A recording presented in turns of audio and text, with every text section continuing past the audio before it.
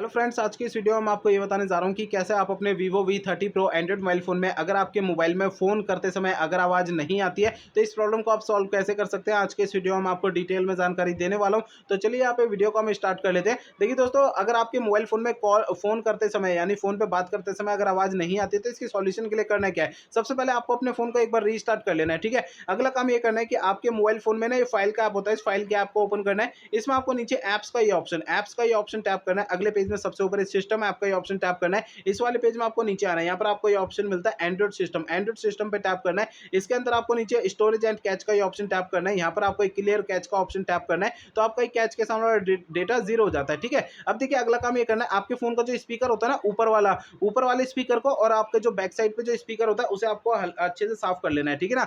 देखिए दोस्तों, होता है क्या, स्पीकर में थोड़ी बहुत धूल मट्टी चिपक जाती है जिसके कारण आवाज नहीं आती है। तो ध्यान रखिएगा, स्पीकर को हल्के हाथों से साफ करना है, ज्यादा ताकत या दबाव नहीं लगानी है, ठीक है ना। अब देखिए अगला काम ये करना है कि आपको अपने मोबाइल फोन का सॉफ्टवेयर आपको चेक करना है कि अपडेट है या नहीं है। पहले फोन का इंटरनेट आपको चालू रखना है, इसके बाद फोन का सेटिंग पेज ओपन करना है। सबसे ऊपर आपको सर्च आइकन पे टैप करना है। यहाँ पे सबसे ऊपर सर्च बार में सिस्टम अपडेट आपको लिखना है। आपको नीचे सिस्टम अपडेट का ऑप्शन शो होता है, इसे टैप करना है। अब आपको इस पेज पे कोई भी अपडेट का बटन या डाउनलोड इंस्टॉल अगर यहाँ पे लिखा हुआ दिखाई देता है तो उसे आपको टैप करके फोन का सॉफ्टवेयर अपडेट कर लेना है, ठीक है ना। अब देखिए अगला काम ये करना है, मोबाइल फोन को ना रीसेट करना है। देखिए दोस्तों, मोबाइल फोन को रीसेट आपको तब करना है जब मेरे बताए हुए पिछले प्रोसेस काम नहीं करते हैं, तब आपको फोन को रीसेट करना है, अदरवाइज नहीं करना है। फोन को रीसेट करने के लिए फोन का सेटिंग पेज ओपन करिए।